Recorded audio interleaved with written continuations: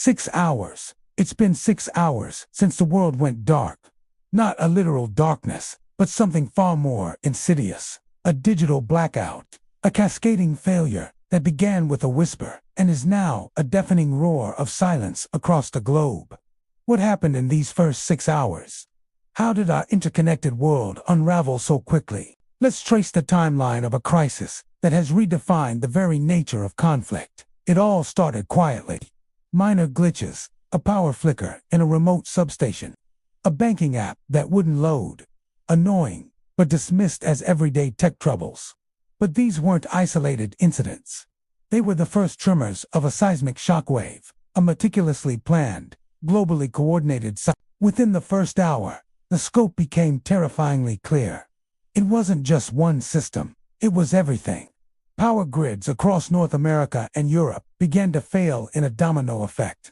Not a simple overload, but a targeted sabotage, with malware erasing critical control software. Simultaneously, the global financial system was hit. The New York Stock Exchange, the London Stock Exchange, Tokyo, all of them went offline. High-frequency trading algorithms, the lifeblood of modern markets, were either frozen or began executing nonsensical trades, sowing chaos before the emergency brakes were pulled. Communications were next. Cellular networks became congested and then collapsed. Internet service providers reported massive outages. Suddenly, billions of people were cut off. In the second hour, the physical world began to feel the digital collapse.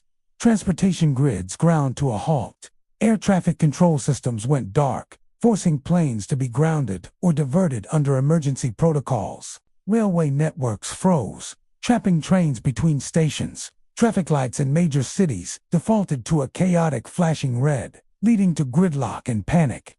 The supply chain, a marvel of just-in-time delivery, was severed. Ports couldn't unload container ships. Automated warehouses went silent. The flow of food, medicine, and fuel stopped dead. By the third hour, a new kind of silence had fallen. The constant hum of the digital age was gone. No social media updates, no breaking news alerts, no endless stream of emails. People stepped out of their homes, looking at their neighbors, trying to understand what was happening.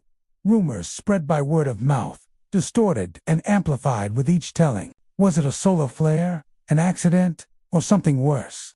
In the corridors of power, the answer was already taking shape. Intelligence agencies, from the NSA to GCHQ, were in overdrive. Their analysts, working in secure, off-grid facilities, sifted through petabytes of corrupted data, hunting for the digital fingerprints of the attackers. The initial assessment was grim. This was no random hacktivist group. The sophistication, the scale, the sheer audacity of the attack pointed to a state-level actor with immense resources and a long-term plan. As we entered the fourth hour, the human element began to fray. Panic buying stripped supermarket shelves bare. Long lines formed at gas stations that still had power from backup generators. Emergency services were overwhelmed, their dispatch systems crippled, forced to rely on outdated radio technology. Hospitals switched to emergency power, but faced a critical challenge. Patient records, diagnostic equipment, and life support systems were all digitally integrated. Doctors and nurses were flying blind, relying on memory and paper charts that hadn't been used in years. The fragility of our modern medical system was laid bare. The fifth hour brought a glimmer of hope, but it was a fragile one. Some power grids, the ones with robust, old-school, analog backups, began the slow process of a partial restoration.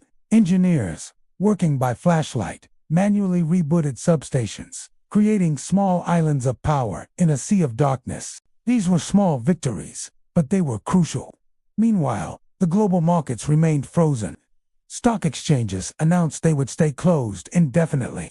With the core banking systems offline, the very concept of money was in question. Credit cards were useless. ATMs were bricks. The cryptocurrency networks, once touted as a decentralized alternative, were straining under the erratic load and unpredictable network availability, their value fluctuating wildly. Oil futures, a barometer of global stability, went into a tailspin based on the last available data before the shutdown. Reflecting the world's sudden, catastrophic drop in energy demand. Now, as we reach the end of this 6th hour, a chilling consensus is forming within the world's intelligence agencies. While they haven't made a public accusation, the evidence points overwhelmingly toward a major global power. The debate is no longer about who, but about when and how to respond. A public declaration could be seen as an act of war, a war fought not with soldiers and tanks, but with code and algorithms. The old rules no longer apply. These 6 hours have been a brutal lesson. They've shown us that cyber warfare is no longer a support tool for conventional conflict. It's not about stealing secrets or defacing websites anymore. It is now the primary battlefield. The opening salvo of any future global conflict will be digital, and this attack has exposed the profound, terrifying fragility of a civilization that has outsourced its functions, its economy, its very memory to a network of machines. The lights may come back on, the internet may be restored, but something has been fundamentally broken. The trust we placed in our digital infrastructure is gone. A new reality has dawned, one where every connection is a potential vulnerability. And the future of our world depends on our ability to navigate this new, uncertain digital landscape. We are all living in hour 7 now, and nobody knows what comes next. Thanks for watching. If this exploration of our digital world's vulnerabilities resonated with you, consider subscribing for more deep dives into the technology that shapes our lives. Stay safe and stay informed.